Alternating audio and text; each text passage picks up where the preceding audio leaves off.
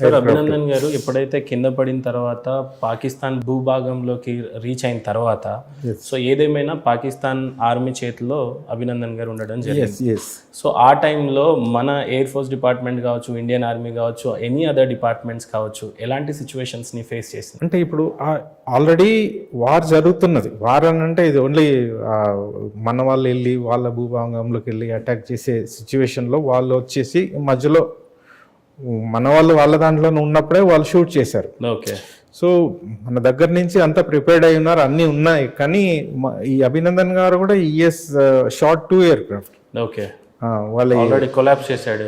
వాళ్ళ F-16 ఏదైతే US jet fighters ఏవైతే ఉన్నాయో F-16 చాలా అడ్వాన్స్డ్ ఇది. సో ఈ MiG-21 అనేది 1960s వచ్చిన ఎయిర్క్రాఫ్ట్ అది. కానీ మెయిన్ ఎక్కడనంటే ఇష్యూ, మీ దగ్గర F-16 ఉండొచ్చు, రఫాల్ ఉండొచ్చు, the pilot is the most important. Efficiency ఏంటి అని అన్నది. సో అది ఇంపార్టెంట్. ఇప్పుడు బలంగా ఉండంగానే కాదు కదండి, తెలివి ఉండాలి, అది ఉండాలి, ఎట్లా అయ్యింది అనేది. సో ఆ తెలివి అంతా మన ఇండియన్ పైలట్స్ కి ఉన్నది, పాకిస్తాన్ వాళ్ళకి ఉండదు. అది ఆ సిచ్యువేషన్ లేదు. సో అట్లా అయిందనంటే F-16 అయినా కానీ 2 F-16 కూలగొట్టినా కానీ సో వాళ్ళు ఏం కాలేదు, మా అన్ని ఉన్నాయి అని అక్కడ యుఎస్ కి అక్కడ వాళ్ళ ఇది చెప్పాలి, ఆన్సర్ చెప్పాలా. వాళ్ళు మేము అగేన్స్ట్ ఇండియా ఫైట్ చేయమని చెప్పారు, యూజ్ చేయమని చెప్పారు F-16. ఆ సిచ్యువేషన్ లో F-16 వాడాం మేము, కూలిపోయినాయి అని అంటే వాళ్ళు అడ్వాన్స్ ఎయిర్ క్రాఫ్ట్ ని కూడా కూల్ చేశారు అంటే యుఎస్ కి కంపల్సరీ ఇది. అది MiG-21 తోటి, రష్యన్ MiG-21 అన్నట్టు. సో ఆ సిచ్యువేషన్ లో నిజంగా అందరూ మొరాల్ అప్పుగా ఉంది. ఆయన కింద పడిపోయిన తర్వాత ఇమ్మీడియట్ గా యాక్చువల్లీ ఆయనకి ఏమి ఇంజరీస్ కాలేదు, కానీ ఏ విలేజ్ లో అయితే పడ్డాడో నియర్ విలేజ్ పడగానే ఏమైపోయింది, ఆ విలేజర్స్ పరిగెత్తుకుంటూ వచ్చారు. పరిగెత్తుకుంటూ వచ్చేసేసి కొట్టారు ఆయన, అటాక్ చేసేసి ఆయన దగ్గర మామూలుగా పిస్టల్ కూడా ఉంటుంది, పిస్టల్ లాక్కున్నారు. మామూలు కొన్ని ఐటమ్స్ పెడతారు పారాషూట్ తో పాటు, హిమ్సెల్ఫ్ అండ్ సమ్ చాక్లెట్స్ అట్లాంటివి టు సర్వైవ్. జంగల్ లో పడినా కానీ సర్వైవ్ కావడానికి కొన్ని నైఫ్ ఇవి అవన్నీ ఎత్తుకెళ్ళిపోయారు, కొట్టారు బాగానే. ఈ లోపల అక్కడ ఆర్మీ సుబేదార్ ఎవరో కొంతమంది వాళ్ళు వచ్చారు. సో వాళ్ళు వచ్చిన తర్వాత దెన్ ఈయనని కాపాడి వాళ్ళ దగ్గర నుంచి కాపాడి తీసుకుని వెళ్ళారు. సో నార్మల్ గా ఆర్మీ వాళ్ళు ఇది చెయ్యరు, హార్మ్ చెయ్యరు ఎక్కువ. ఎందుకంటే యుద్ధంలో కొట్లాడినప్పుడు చేస్తారు తప్పితే, ఒకసారి అక్కడ పడిన తర్వాత వీళ్ళు విలేజర్స్ వాళ్ళు మన శత్రువు అని చెప్పేసి కొట్టారు తప్పితే. అభినందన్ గారు ఒకసారి పాకిస్తాన్ వాళ్ళ ఆర్మీ చేతిలోకి చేరిన తర్వాత ఎలాంటి టెన్షన్ ఉండింది మన ఇండియన్ ఆర్మీలో కావచ్చు, లేకపోతే మీ ఎయిర్ ఫోర్స్ డిపార్ట్మెంట్ కి కావచ్చు, గవర్నమెంట్ కి ఎలాంటి సవాల్స్ వాళ్ళ ముందు ఉండినాయి? టెన్షన్స్ ఉండే. నార్మల్ గా ఇంతకు ముందు కూడా చాలా మంది 71 వార్ లో కూడా చాలా మంది అక్కడ పడిపోయారు, POWs అయ్యారు, వాళ్ళని చాలా సఫర్ చేశారు. We had pilots in our unit. నేను పనిచేసిన యూనిట్ లో అంతకుముందు 71 వార్లో యుద్ధంలో నుంచి వచ్చి మళ్ళీ తర్వాత రిలీజ్ చేసిన తర్వాత వచ్చిన వాళ్ళు ఉన్నారు అన్నట్టు. సో వాళ్ళని చాలా టార్చర్ చేస్తారు. టార్చర్ అంటే వాళ్ళని రాబట్టడానికి, ఇన్ఫర్మేషన్ రాబట్టడానికి, మీ దగ్గర ఎన్ని యూనిట్స్ ఉన్నాయి, ఏమేమి ఎయిర్ క్రాఫ్ట్స్ ఉన్నాయి, ఇంటెలిజెన్స్ అంతా రాబట్టడానికి ఇది చేస్తారు. సో వాళ్ళు ఈ సిచ్యువేషన్ లో ఆయనను కూడా చేద్దామని చూశారు, ఆయనని అన్ని రకాలు చేయాలని ప్రిపేర్ అయ్యారు. ఈ లోపల మన government it has taken a decision, especially మన మోదీ గారు ఒక డెసిషన్ తీసుకొని చుట్టుపక్కల కంట్రీస్ అన్ని, సౌదీ అరేబియా నుంచి మొదలుపెట్టి అన్ని కంట్రీస్ లో నుంచి ప్రెషర్ పెట్టించాడు. ప్రెషర్ పెట్టించేసి జస్ట్ ఇంకేం లేదు, వీఆర్ గోయింగ్ టు అటాక్ అని చెప్పేసి అట్లాంటి సిచ్యువేషన్ తీసుకొచ్చి మొత్తం ప్రెషర్ పెట్టేశారు కల్లా. అక్కడున్న జనరల్ బాజ్వా ఆర్మీ కమాండర్ ఎవరైతే ఉన్నారో ఆయన వెళ్ళిపోయి ప్రైమ్ మినిస్టర్ దగ్గరికి వెళ్ళిపోయి అక్కడ వాళ్ళే చెప్పారు, ప్రైమ్ మినిస్టరే ఓపెన్ గా చెప్పాడు, బాజ్వా భాకే ఆయా మేరే పాస్ ఉన్కా ప్యాంట్ షివరింగ్ కర్ రహా థీ, షివరింగ్ ఇన్ ప్యాంట్స్. బాజ్వా చేసేసి ఇండియా వచ్చేసేసి మనల్ని అటాక్ చేస్తుంది, అభినందన్ కు చూడదాం, వదిలిపెట్టేసేయండి అని ఇమ్మీడియట్ గా. అందుకని నెక్స్ట్ డే వాళ్ళు ఇమ్రాన్ ఖాన్ అనౌన్స్ చేశాడు, మేమేదో గెస్చర్ లాగా, ఫ్రెండ్లీ గెస్చర్ లాగా మేము వదిలిపెడుతున్నామని బయటకు చెప్పుకొని వెనకాల మాత్రము ఈ భయం పెట్టుకుంది. ఎందుకంటే ఇండియా అటాక్ చేసిందని అంటే వాళ్ళకి ఇంతకుముందు ఒకసారి 71 లో దెబ్బతిన్నారు. 93,000 మంది సోల్జర్స్ సరెండర్ అయిపోతే మళ్ళీ ఒప్పచెప్పాం వాళ్ళకి సేఫ్ గా. సో ఆ సిచ్యువేషన్ వస్తుందని భయానికి ఇమీడియట్ గా వాళ్ళు సేఫ్ గా తీసుకొచ్చి వదిలిపెట్టిపోయారు వాళ్ళు. సో అప్పుడు మన వాళ్ళు టెన్షన్ పడింది ఏం లేదు, ఎందుకంటే మనకు తెలుసు ఇప్పుడున్న గవర్నమెంట్ ఏం డిసిషన్ తీసుకుంటుంది దాన్ని బట్టి ఈ డిప్లొమాటిక్ ఛానల్స్ ఆ డిసిషన్ తీసుకొని అంత ఈజీగా సాల్వ్ చేశారు. లేకపోతే నార్మల్గా మీకు ఎలా అనిపించింది యాజ్ ఆఫీసర్ గా ఒక్క ఆఫీసర్ గురించి ఒక ఇండియన్ గవర్నమెంట్ యుద్ధానికి రెడీ అవుతున్న సిచ్యువేషన్స్ కనపడ్డాయా? అంతే ఫోకస్డ్ గా మోడీ గారు ఆ టైంలో యుద్ధం చేశారని డెసిషన్స్ తీసుకున్నారు? అంటే యుద్ధం అంత లెవెల్లో యుద్ధం ఫుల్ ఫ్లెడ్జ్డ్ వార్ చేయాల్సిన అవసరం లేదు. ఓకే, ఇప్పుడు ఎక్కడ పెట్టారు ఏంటిది ఆయన సేవ్ చేసుకోవడానికి మనం సర్జికల్ స్ట్రైక్ చేసేసి ఎట్లాగైతే వాళ్ళని మట్టు పెట్టామో సో అట్లాంటి చేసి అటాక్ చేసేసి మనం తీసుకొచ్చుకోవచ్చు ఓకే ఆ సిచ్యువేషన్ లో. సో అంటే వాళ్ళు ఏం ప్లాన్ చేస్తున్నారు ఏంది, ఓకే, పెద్ద లెవెల్లో అవుతుందా యుద్ధము అనేది దట్ గవర్నమెంట్ లేకుంటే మిలిటరీ కమాండర్స్ వాళ్ళ దృష్టిలో ఉంటుంది. కానీ చాలా వరకు అయితే యుద్ధం వచ్చే సిచ్యువేషన్ లేకుండే కానీ భయపెట్టించారు ఆ లెవెల్లో అయితే భయపెట్టించారు. ఓకే, అంటే మనకు ఇప్పుడు ఉన్న డిప్లొమాటిక్ ఛానల్స్ ఏవైతే ఉన్నాయి అన్ని కంట్రీస్ తోటి ఫ్రెండ్షిప్ ఏదైతే ఉందో దాన్ని యూజ్ చేసుకొని ప్రెషర్ పెట్టించారు మోదీ గారు. సో అది సార్ ఏదేమైనా ఇండియన్ ఆర్మీ కావచ్చు, ఎయిర్ ఫోర్స్ అవ్వచ్చు, నేవీ కావచ్చు, we are working for the country, right? Yes sir, ప్రాణాలకు తెగించి మీరు అక్కడ ఇండియన్ ప్రొటెక్ట్ చేస్తూ కనిపించినప్పుడు ఒక ఎత్తు అయితే, లెట్స్ టాక్ అబౌట్ సొసైటీలో మీరు ఉంటున్నప్పుడు let's say now you both got retired, right? So job చేస్తున్నప్పుడున్న రెస్పెక్ట్స్ ఎలా ఉండేవి, ఇప్పుడు కూడా నియర్ బై మీరు ఉంటున్న నైబర్హుడ్స్ ఆ రెస్పెక్ట్ ఎలా ఉంటుంది? అప్పుడు ఎలా ఉండింది, ఇప్పుడు ఎలా ఉంటుంది? Same sir almost. ఎందుకనంటే వీఆర్ సోల్జర్స్, బయటకు వచ్చిన తర్వాత కూడా వీఆర్ సోల్జర్స్. సార్, ఎప్పుడైనా ఇండియన్ ప్రొటెక్ట్ చేయడానికి మీరు అంత రిస్క్ చేస్తున్నారని అనిపించినప్పుడు సొసైటీలో కొన్ని అప్పుడప్పుడు జరుగుతూ ఉంటాయి, కొన్ని రేప్స్ అవ్వచ్చు, అటాక్స్ కావచ్చు, ఇంటర్నల్ గొడవలు కావచ్చు, ఇవన్నీ చూస్తున్నప్పుడు ఎలాంటి మెసేజెస్ ఇవ్వాలనిపిస్తుంది మీకు? ఇవ్వాలనిపిస్తుంది, బట్ లోకల్ వ్యవస్థను చూసి, లోకల్ లీగల్ ప్రొసీజర్ చూసి మనం అంత చేస్తే మనకు సపోర్ట్ ఉండదు అనేది ఒక దాని కొరకు కొంచెం బ్రేక్ వేస్తాం. అంటే we cannot take law in to our hand. So we can only okay అంటే టు టాక్ ఆన్ మీడియా, అంటే ఈరోజు మనం మాట్లాడుతుంది 10 మంది చూస్తారు కాబట్టి you have a opportunity to speak out. కాబట్టి అందుకని నేను ఒక చిన్న ఎగ్జాంపుల్ చెప్తాను. మేము ఇదివరకు ఢిల్లీ పోయి ఝాన్సీ పోయింది. ఝాన్సీలో అక్కడ నైట్ దోపిడీలు అయ్యేది, స్టాక్ ట్రైన్స్ ని ఆపేసేది, లేకపోతే ఎక్కడ ఉండేది. ఓకే, మాకు అప్పుడప్పుడు రిజర్వేషన్ దొరకకపోయేది. కొన్నిసారి మిలిటరీ కంపార్ట్మెంట్ దొరకకపోతే ఏదో రిజర్వ్ కంపార్ట్మెంట్.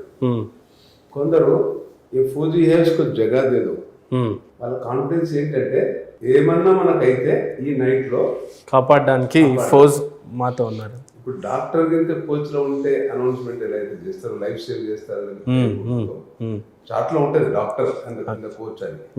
అదేవిధంగా కొందరికి ఆ యొక్క దృఢంగా ఒక అది ఉంటుంది, ధైర్యం. ఫౌజీ ఆయా ఇస్కో బిటా దే యార్ బహుత్ అచ్చా హై.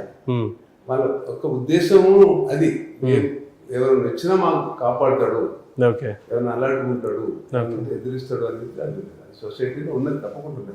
ఓకే, కాకపోతే కంపారిటివ్లీ సౌత్ ఇండియాలో సోల్జర్కు విలువ నార్త్లో ఉన్నంత లేదు. ఓకే, ఎందుకంటే నేను చాలా అసాంప్రదాయంగా లేదు.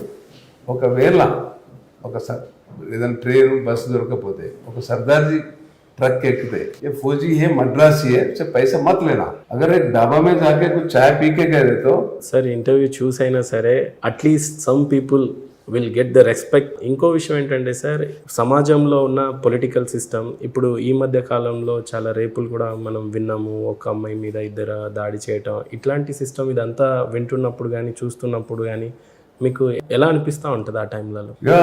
బాధ అనిపిస్తుంది, బట్ ఏం చేయలేని పరిస్థితులు ఉంటాం. అంటే నాకు 2-3 అంటే ఇటువంటి బ్యాడ్ సిచ్యువేషన్స్ రాలేదు. తాగుబోతులు ఒక బస్సులో పోతున్నాం ఒకసారి, భువనగిరి నుండి నల్గొండ పోతున్నాం. మా 2 కిడ్స్ ఉన్నారు, తాగి చాలా గొడవ పెడుతున్నాడు.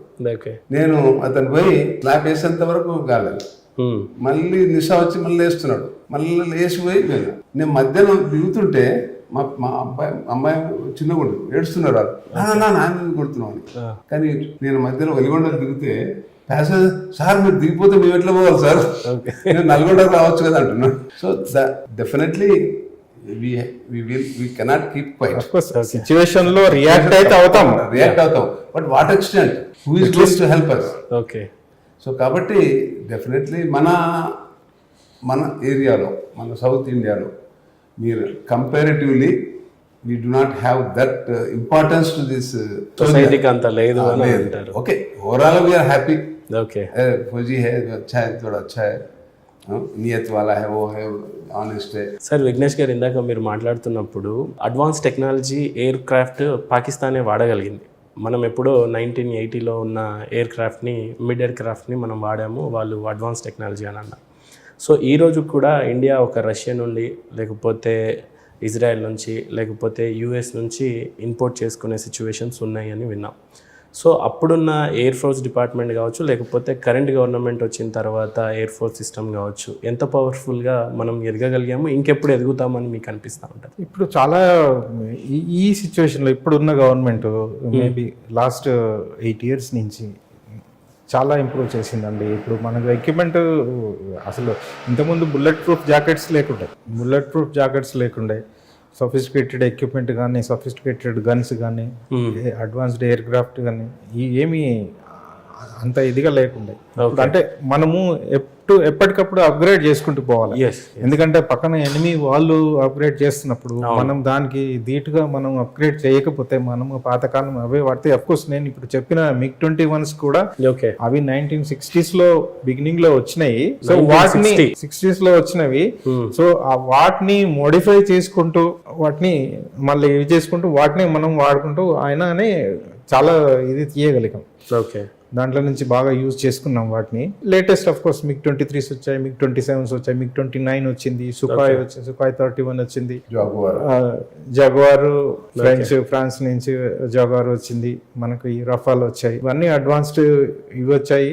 సో మనకు లేటెస్ట్ ఎక్విప్మెంట్ కూడా ఇప్పుడు రడార్స్ కానీ ఇవి కానీ ఆ ఎక్విప్మెంట్ మనకు ఈవెన్ నావల్ షిప్స్ కూడా మన వాళ్ళు బిల్డ్ చేస్తున్నారు. ఇప్పుడు ఇండియాలో మన HALలో చాలా ఎయిర్క్రాఫ్ట్ మ్యానుఫ్యాక్చర్ అవుతున్నాయి. అంటే ఇప్పుడు ఈవెన్ ఇవైనా కానీ డైరెక్ట్ గా ఫ్లై అయ్యి రావట్లేదు. సో అవి అక్కడి నుంచి ఎక్విప్మెంట్ అవన్నీ తీసుకొచ్చేసేసి డిస్మాంటిల్ కంట్రీలో తీసుకొచ్చేసేసి మన దగ్గర HALలో అసెంబుల్ చేస్తారు. అసెంబుల్ చేసి టెస్ట్ చేసి, అఫ్ కోర్స్ వాళ్ళ ఇంజనీర్స్ కూడా వస్తారు అనుకోండి. సో ఇక్కడ డైరెక్ట్ కొన్నవి అయితే మన దగ్గర కూడా మ్యానుఫ్యాక్చర్ చేస్తున్నారు ఇప్పుడు.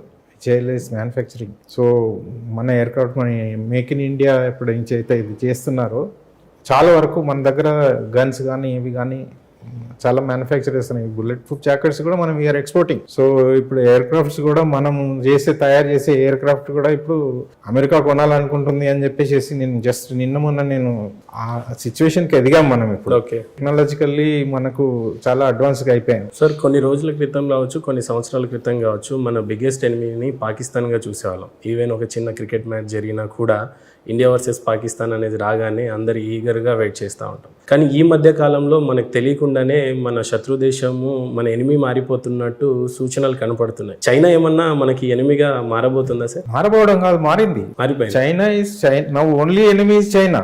ఓకే, పాకిస్తాన్ అనేది ఇప్పుడు ఈ సిచ్యువేషన్ లో పాకిస్తాన్ యాక్చువల్లీ చిన్నపిల్లాడు నువ్వు ఏంటి అన్నట్టుగా ట్రీట్ చేస్తున్నారు. పాకిస్తాన్ ఏం చేయలేని పరిస్థితిలో ఉంది. వాళ్ళకి ఇప్పుడు అక్కడ తినడానికి లేదు పరిస్థితి. ఇప్పుడు పెట్రోల్ డీజిల్ 200 రూపాయలు దాటిపోయింది. డాలర్ వాల్యూ కూడా ఇప్పుడు అక్కడ 230 రూపాయలు 240 రూపాయలు అయింది వాళ్ళ కరెన్సీలో. సో ఆ సిచ్యువేషన్ లో వాళ్ళు ఇప్పుడు ఎక్విప్మెంట్ కొని ఎయిర్ క్రాఫ్ట్స్ కొని ఫైట్ చేసి అంత పరిస్థితి లేదు. ఎందుకంటే ఇప్పటికే ఆ తినడానికి కూడా లోన్స్ కోసం వెళ్తున్నారు. IMF చాలా కండిషన్స్ పెట్టింది, వాళ్ళు కూడా ఇవ్వట్లేదు. సో ఎక్కడ దొరకని పరిస్థితిలో ఇప్పుడు వాళ్ళు ఫైట్ చేసే పరిస్థితులు లేరు. మనం కూడా ఇప్పుడు యుద్ధం వస్తే వాళ్ళ మీద చేయం కూడా, ఎందుకంటే వాళ్ళ దగ్గర చేసి కూడా వేస్ట్, అట్లాంటి వాళ్ళంతా వాళ్ళే ఇదైతున్నారు. పాకిస్తాన్ డిసిగ్నిటైజ్ అయిపోయి ఇప్పుడు అది ముక్కలైపోతుంది.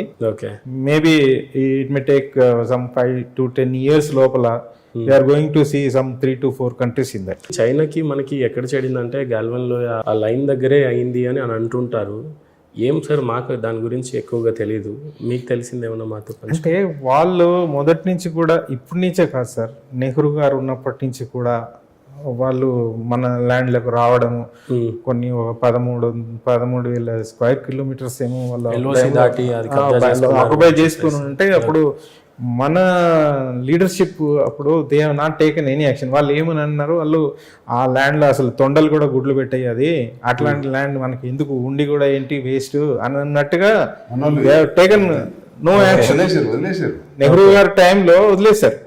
సో వాళ్ళకి అట్లా అలవాటు అయిపోయింది. అలవాటు అయిపోయి 62 వార్లో కూడా ఈ సిచ్యువేషన్ వాళ్ళు ముందుకు వచ్చేసేస్తే మన వాళ్ళు డిసిషన్ తీసుకోకుండా అప్పుడు పర్మిషన్ ఇవ్వలేదు. ప్రైమ్ మినిస్టర్ గారు ఆ టైంలో ఎయిర్ ఫోర్స్ కి పర్మిషన్ ఇవ్వలే.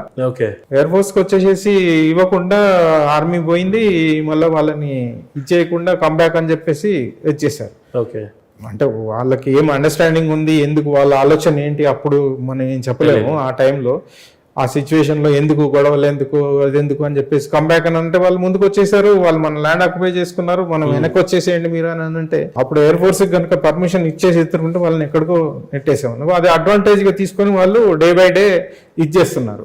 అయితే ఈ గల్వాన్ సిచ్యువేషన్ కి వచ్చేసరికి కల్లా దే థాట్ 62 సిచ్యువేషన్ ఇంకా ఉంది ఇక్కడ, మేము ఏదో చేస్తాము అని అనుకున్నారు. ఇంకా అక్కడికి వచ్చేసేసి వాళ్ళు ఏదో చేయకపోతే అప్పుడు మన వాళ్ళు తిరగబడ్డారు. మన వాళ్ళని అఫ్ కోర్స్ ఆడ ఆ లోయలో ఆ రివర్ ఫ్లో అవుతుంది, ఆ రివర్ లో కూడా అప్పుడు ఆ చలికి చాలా -డిగ్రీలో ఉన్న సిచ్యువేషన్ లో వాళ్ళు వెళ్ళి అక్కడ జస్ట్ హ్యాండ్ టు హ్యాండ్ అయింది. ఒక అగ్రిమెంట్ ఏంటంటే ఆయుధాలు వాడకూడదు, మీరు మా మీద మేము మీ మీద ఒక అగ్రిమెంట్ ఉంది చైనాది.